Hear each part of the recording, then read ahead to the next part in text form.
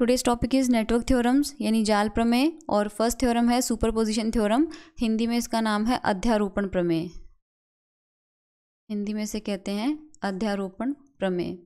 तो सबसे पहले इसका स्टेटमेंट, ऑल्दो मैंने यहाँ नहीं लिखा है वीडियो में, बट मैं बता देती हूँ। इसका स्टेटमेंट थ्योरम का है कि सुपरपोजिशन थ्योरम के अकॉर्डिंग अगर हमारे पास कोई नेटवर्क है जिसमें दो या दो से ज़्यादा सोर्सेज जुड़े हों, फॉर एग्जांपल इस वाले केस में हमारे पास E1 और E2, ये दो सोर्सेज जुड़े हैं जिनसे हमें करंट मिल सकती है।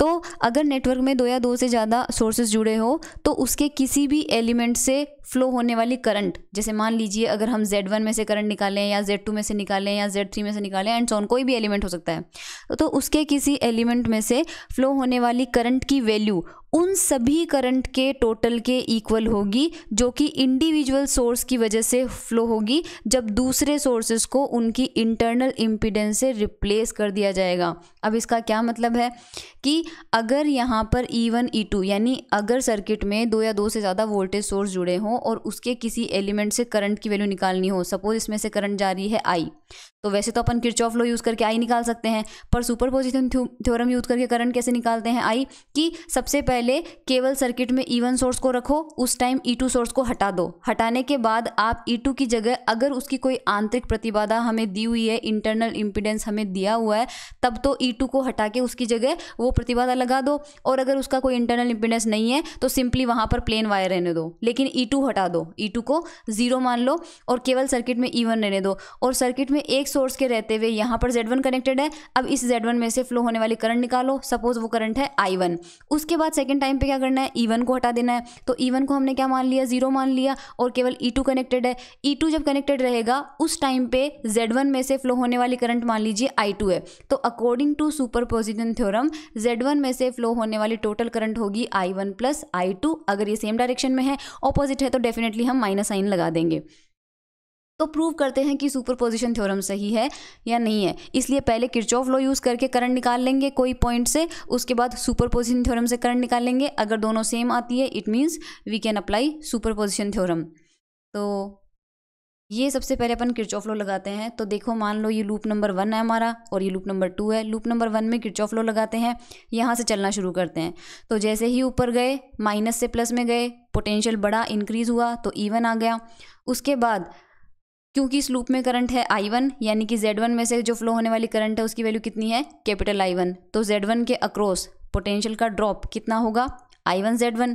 ओके, उसके बाद जब यहाँ पर नीचे आएंगे तो यहाँ पर I1 इस डायरेक्शन में फ्लो होगी Z3 में से, तो कितना आएगा, माइनस का I1 Z3। उसके बाद हमारा लूप खत्म हो जाता है, लेकिन जो Z3 एलिमेंट है उसमें से ऊपर से इस लूप की करंट आ रही है I1, इसी के साथ साथ हमने इस लूप में करंट मानी है I2, तो इस डायरेक्शन में I2 करंट भी आ रही है। इस वजह से Z3 के अक्रॉस और पोटेंशियल ड्रॉप होएगा, और वो कितना होगा, I2 Z3 इक्वल टू 0 आ जाएगा, क्योंकि I1 I2 की सेम डायरेक्शन है। देखो, I1 भी ऊपर से आ रही है, I2 भी ऊपर से आ रही है, इसलिए हमने दोनों के ही आगे माइनस साइन यहाँ पे लिया है, इक्वल टू 0। इसको थोड़ा सा रीअरेंज करेंगे और इक्वेशन नंबर 1 आपको मिल जाएगी। सिमिलरली लूप 2 में लगाते हैं। लूप 2 में हम शुरू करते हैं यहाँ से, ठीक है। तो यहाँ से ऊपर जाएंगे तो माइनस से प्लस में गए, इंक्रीज हुआ E2। उसके बाद यहाँ पर करंट गई I2, ठीक है, क्योंकि इस लूप में I2 करंट है, तो वोल्टेज ड्रॉप हो जाएगा I2 इंटू Z2। उसके बाद चले आगे आए, नीचे आए तो Z3 में से करंट आई, कितना ड्रॉप हुआ, I2 इंटू Z3। साथ में पहले लूप की करंट है I1 Z3, वो भी आ जाएगी 0। रीअरेंज किया, इक्वेशन नंबर 2 हमें मिल गई। इक्वेशन 1 और 2 को मैट्रिक्स फॉर्म में लिखना मैंने आपको पहले बता रखा है कि लेफ्ट हैंड साइड के अंदर हमारे पास यहाँ पे E1 है और E2 है, तो एक कॉलम बन जाएगा E1 E2। राइट साइड में हमारे पास I1 का कोफिशिएंट है, I2 का कोफिशिएंट है, यहाँ पर भी I1 का कोफिशिएंट है, I2 का कोफिशिएंट है। तो हम क्या कर सकते हैं, Z मैट्रिक्स बना सकते हैं और साथ में एक I1 I2 का कॉलम ले सकते हैं। क्योंकि अब ध्यान से देखो तो देखो, I1 का कोफिशिएंट बनेगा Z11, I2 का ये कोफिशिएंट बनेगा Z12, ये बनेगा Z21 और ये बनेगा Z22। तो मैट्रिक्स के अंदर हम लिखते हैं Z11 Z12 Z21 Z22, ठीक है।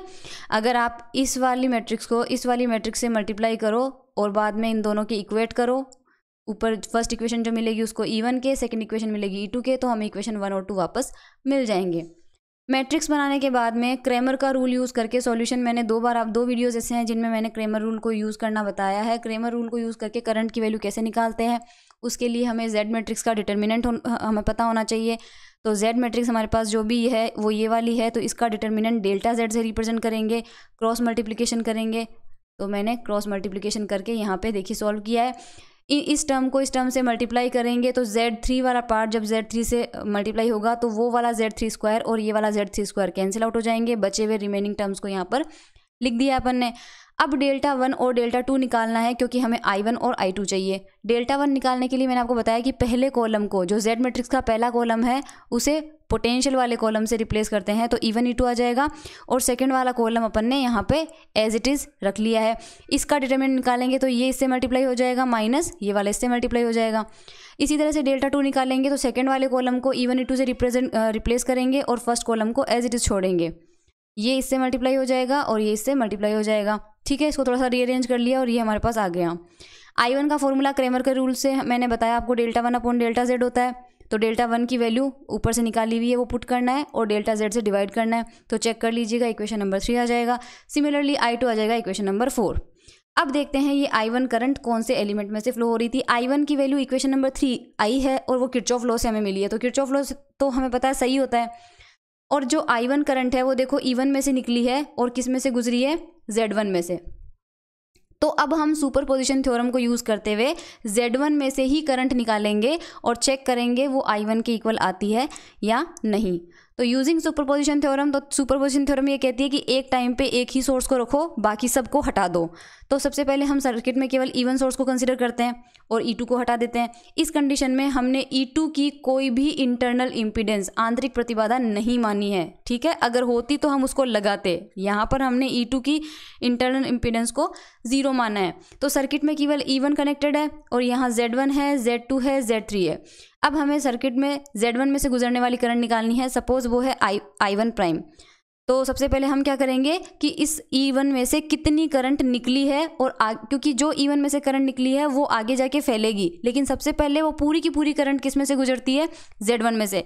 अब ये इंपॉर्टेंट पॉइंट है, ध्यान रखना, E1 में से निकलने वाली सारी की सारी करंट Z1 में से गुजर जाएगी, पर आगे जाके उसका कुछ पार्ट Z2 में से जाएगा और कुछ पार्ट Z3 में से जाएगा। बट हमें यहाँ वो कैलकुलेट नहीं करना है, हम केवल Z1 तक ही सीमित रह जाएंगे। तो सर्किट में टोटल करंट जो होगी वो ही Z1 में से होकर गुजरेगी, क्योंकि यहाँ से जो करंट निकलेगी वो कंप्लीट करंट होगी और वो सारी की सारी Z1 में से फ्लो हो रही है। तो हम इस सर्किट का इक्विवेलेंट डायग्राम बना लेते हैं। तो यहाँ पर है E1, ठीक है, और Z1, Z2, Z3। इस सर्किट में देखो Z2 और Z3 पैरेलल में है, एक दूसरे के पैरेलल में है। तो Z2, Z3 का जो रिजल्टेंट आएगा वो कितना होगा, क्योंकि ये दोनों पैरेलल कॉम्बिनेशन में है इसलिए इनके पैरेलल से हमें टोटल इम्पीडेंस ये मिलेगा। उसके बाद में इन दोनों का जो पैरेलल कॉम्बिनेशन होगा वो Z1 के साथ क्या होगा, सीरीज कॉम्बिनेशन में। क्यों, क्योंकि यहाँ बनेगा Z1 और यहाँ आएगा जो हमें Z पैरेलल मिला है वो ये रहा। ठीक है, ये हमें यहाँ पर मिल गया। तो अब इस सर्किट में देखो करंट फ्लो हो रही है I1 और वो I1 किस में से जा रही है, Z1 में से जा रही है। तो सबसे पहले इस सर्किट में फ्लो होने वाली करंट निकाल लेते हैं। करंट का सिंपल फॉर्मूला होता है ओम के नियम से, potential upon total impedance Z equivalent. तो हमें यहाँ पर E तो मिल जाएगा E1, ठीक है, और Z हमें क्या मिलेगा, Z1 के साथ सीरीज कॉम्बिनेशन में ये दोनों का पैरेलल कॉम्बिनेशन, जो कि क्या होगा, ये देखो ये मिल गया Z1 प्लस, क्योंकि 2 और 3 है पैरेलल में, ओके, और उन दोनों का पैरेलल कॉम्बिनेशन फिर Z1 के साथ है सीरीज कॉम्बिनेशन में, क्योंकि इन दोनों का जैसे ही पैरेलल कॉम्बिनेशन बनाएंगे ये यहाँ से पूरा पोर्शन हट जाएगा और यहाँ पर लग जाएगा पैरेलल, और फिर ये वाला पोर्शन और ये वाला पोर्शन एक दूसरे के साथ क्या हो जाएंगे, सीरीज में हो जाएंगे। तो सर्किट में फ्लो होने वाली टोटल करंट, और यही करंट जो सर्किट में फ्लो होगी वो Z1 में से गुजरेगी। इसको LCM लेके और ऊपर भेज दिया और इक्वेशन नंबर 5 मिल गया। सेकेंड पार्ट सुपरपोजिशन थ्योरम का, कंसिडरिंग ओनली E2 इन सर्किट। इस बार हमने देखो E1 को हटा दिया है और E2 को रखा है और हमें Z1 में से करंट निकालनी है। लेकिन इस बार E2 में से जो करंट निकली है सपोज है वो है I, और वो टोटल करंट Z2 में से फ्लो हो रही है, जबकि हमें किस में से निकालनी है, Z1 में से। तो ये करंट I आगे जाकर कुछ इसका पार्ट Z1 में जाएगा और कुछ इसका पार्ट Z3 में जाएगा। सपोज यहाँ जा रहा है I3, ठीक है। तो I1 डबल प्राइम हमें निकालना है क्योंकि हमें Z1 में से करंट कैलकुलेट करनी है। तो सबसे पहले हम ये I कैलकुलेट करते हैं। तो इस I को कैलकुलेट करने का तो वही तरीका है जो हमने अभी ऊपर देखा था। कैसे निकालेंगे? सर्किट में से करंट जा रही है I, तो सबसे पहले इक्विवेलेंट रेजिस्टेंस निकालो। इस बार शुरू आपको पीछे से करना पड़ेगा। क्यों? क्योंकि करंट यहाँ से जा रही है तो हमें यहाँ से लेना पड़ेगा। तो सबसे पहले Z1 और Z3 ये दोनों एक दूसरे के पैरेलल कॉम्बिनेशन में है, तो इनके पैरेलल कॉम्बिनेशन से ये इंपीडेंस मिल जाएगा। इन दोनों का पैरेलल कॉम्बिनेशन बाद में Z2 के साथ सीरीज में होगा। तो पूरे सर्किट का रिजल्टेंट इंपीडेंस कितना होगा? परिणामी प्रतिरोध Z2 प्लस और इनका पैरेलल कॉम्बिनेशन, और ऊपर जैसे ही I2 लगाएंगे तो ये करंट मिल जाएगी। ध्यान रखना, इसका ये मतलब है कि पूरे सर्किट में फ्लो होने वाली टोटल करंट का मान हमने निकाल लिया है। लेकिन ये पूरी की पूरी करंट Z2 में से तो जा रही है, बट Z1 में से इसका कुछ पोर्शन ही जा रहा है और वो पोर्शन हमें निकालना है। अब देखो करंट थ्रू Z1, ये इंपॉर्टेंट है। Z1 में से जो करंट जाएगी I1 डबल प्राइम, उसकी वैल्यू ये होगी Z3 upon Z1 plus Z3 into I। कैसे निकाली है? देखो, suppose Z1 plus Z3 total अगर मैं देखूं, ये करंट जा रही है I, ओके, ये आगे गई। जैसे ही ये Z2 में से निकलेगी ये दो भागों में बढ़ जाएगी, एक Z1 में जाएगा और एक Z3 में जाएगा। लेकिन अगर मैं पूछूं कि Z1 प्लस Z3 दोनों में मिला के करंट कितनी गई, तो दोनों में मिला के करंट तो I है। Z1 प्लस Z3 दोनों में मिला के टोटल करंट कितनी है? I गई है। अगर Z1 प्लस Z3 में से करंट I जा रही है तो Z1 में से कितनी करंट जाएगी? अगर हम नॉर्मल लॉ लगाते तो देखो, हम ये लगाते I upon Z1 plus Z3 into Z1, simple सा, ओके। Z1 प्लस Z3 में से अगर I करंट जा रही है तो Z1 में कितनी जाएगी? तो उसका निकालने का तरीका यही होता है, क्योंकि अपन ऐसे लगाते हैं ना, Z1 प्लस Z3 में इतनी जा रही है तो यूनिट में कितनी जाएगी? I upon Z1 plus Z3, फिर Z1 में से कितनी जाएगी तो उसको Z1 को मल्टीप्लाई कर दिया। बट अगर हम ये चीज़ लेते हैं तो इस हिसाब से Z3 में से कितनी करंट जानी चाहिए? I upon Z1 plus Z3 into Z3, correct. अब यहाँ पर देखो, Z1 में करंट जा रही है इतनी और Z3 में से करंट जा रही है इतनी। हमें ये पता है, सपोज मैं Z1 वाली करंट को तो अपन ने नाम दे ही दिया है I1 डबल प्राइम, ठीक है। Z3 को नाम अपन ने दे दिया है I3। अगर ये दोनों वैल्यूज़ करेक्ट होती और मैं रेशो निकालना चाहूँ इस कंडीशन में, I1 डबल प्राइम और I3 का अगर अपन रेशो निकालें तो वो रेशो देखो क्या आएगा? ये वैल्यू अपॉन ये वैल्यू, I से I कैंसिल हो जाएगा, Z1 प्लस Z3 से Z1 प्लस Z3 कैंसिल हो जाएगा, क्या बचेगा? Z1 upon Z3। रेशो आ रहा है Z1 अपॉन Z3। बट ओम का नियम ये कहता है कि I का फॉर्मूला होता है V upon R, which is V upon Z, यानी I Z के इन्वर्सली प्रोपोर्शनल होती है। I is inversely proportional to Z। इस हिसाब से 3 के लिए ये आएगा और 1 के लिए ये आएगा।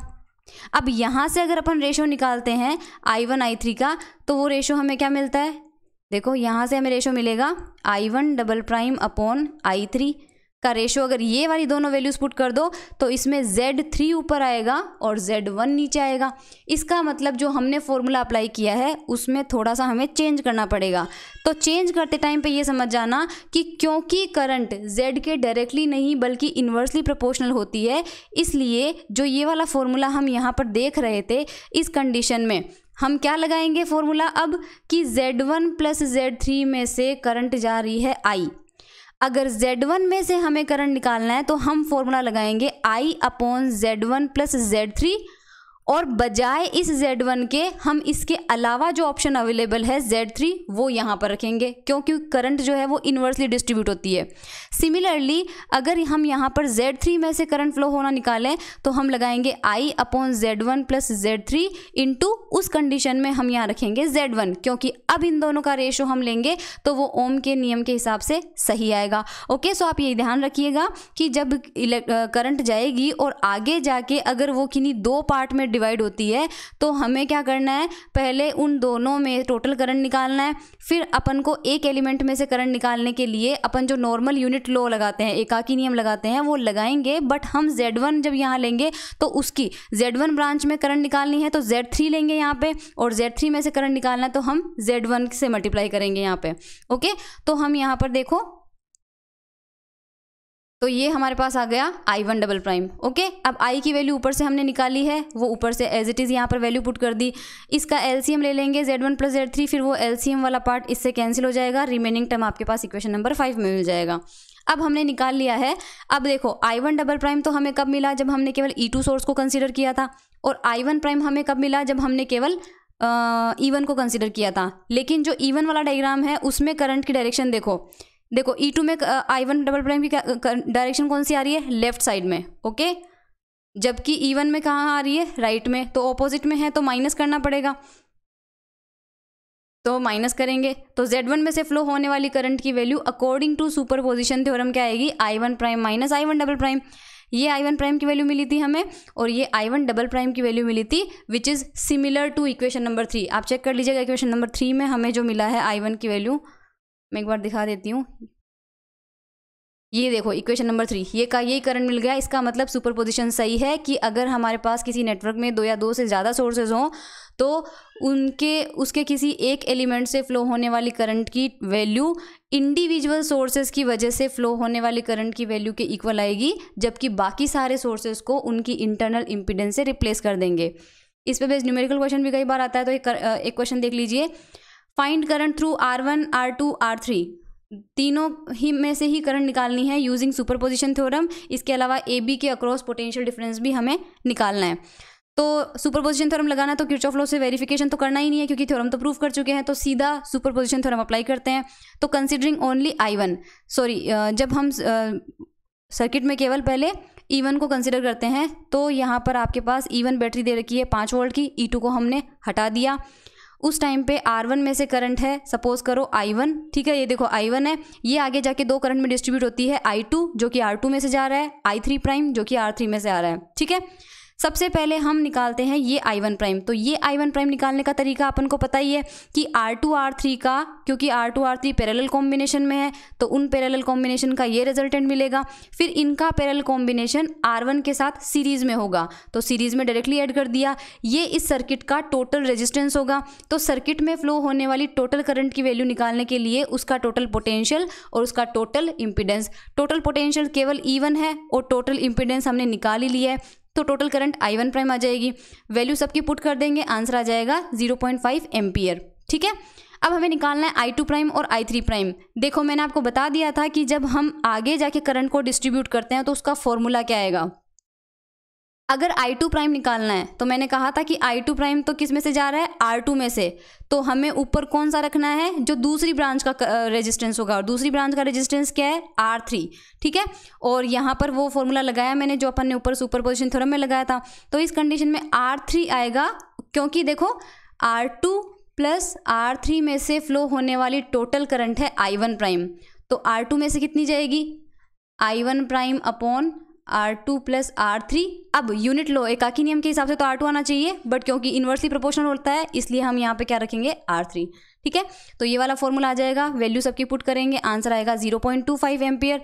और I3 को अगर फॉर्मूले से लगाना है तो फॉर्मूले से लिख लो, बाकी दूसरा तरीका और है एक, क्योंकि हमें पता है कि ये जो I1 प्राइम है यही आगे जाके I2 प्राइम और I3 प्राइम में डिस्ट्रीब्यूट हो रही है। ठीक है, आपने I2 प्राइम निकाल लिया, I1 प्राइम निकाल लिया, तो I3 प्राइम आप डायरेक्टली माइनस करके भी निकाल सकते हो। तो 0.5 में से 0.25 जाएगा, तो आंसर कितना आएगा, 0.25। बट मैंने यहाँ पर फॉर्मूला फिर भी लगाया है ताकि आपको एक बार आइडिया हो जाए। कंसिडरिंग ओनली E2, इस बार हमने केवल E2 सोर्स को रखा है, E1 को हटा दिया है, तो यहाँ से करंट फ्लो हुई I2 प्राइम। तो सबसे पहले सर्किट में फ्लो होने वाली टोटल करंट निकाल लेते हैं, which is I2 double prime. तो सर्किट का टोटल पोटेंशियल ये और सर्किट का टोटल रेजिस्टेंस ये। ठीक है, क्योंकि इस कंडीशन में R1 और R3 ये पहले पैरेलल कॉम्बिनेशन में होंगे, इनका पैरेलल कॉम्बिनेशन R2 के साथ सीरीज कॉम्बिनेशन में होगा। ओके, वैल्यूज पुट करी, आंसर आ गया 1.5 ampere. Now I1 double prime जो कि R1 में से होकर जा रही है, तो फॉर्मूले में क्या आएगा, R3 ऊपर आएगा, R1 प्लस R3 नीचे आएगा, और यहाँ पर I2 डबल प्राइम आएगा। वैल्यू पुट कर दी 0.5, और इस बार देखो मैंने डायरेक्टली माइनस करके निकाला है। I3 डबल प्राइम की वैल्यू क्या होगी, I2 double prime minus I1 double prime, और वो आंसर आ जाएगा 1 ampere. So using superposition theorem सबके लिए हमारे पास करंट आ गई। सबसे पहले R1 में से निकालते हैं, तो डायरेक्शन चेक करते हैं I1 प्राइम की और I1 डबल प्राइम की। I1 प्राइम जो ऊपर मिला था अपन को, वो डायरेक्शन देखते हैं। देखो R1 में से I1 प्राइम जो है वो राइट हैंड साइड में जा रहा है, जबकि इस डायग्राम में लेफ्ट में आ रहा है तो ये माइनस होंगे, तो यहाँ पे देखो माइनस कर दिया और दोनों की वैल्यू सेम है तो R1 में से कोई करंट नहीं फ्लो होगी इस कंडीशन में। ओके, R2 में से देखो, R2 की डायरेक्शन भी ऑपोजिट ही मिलेगी, आप चेक कर लेना डायग्राम में, और वैल्यू पुट करी अपन ने, वो आ गया 1.25।